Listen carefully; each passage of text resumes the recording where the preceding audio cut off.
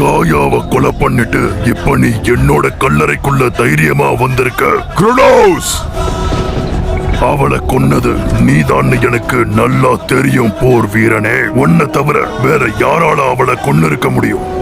பேண்டரோவோட கோவில்ல இருந்து அந்த பெட்டியை எடுத்துக்கிட்டு போனதுக்கு அப்புறம் ஜூஸ் பயங்கரமான பயத்துல இருந்தான்.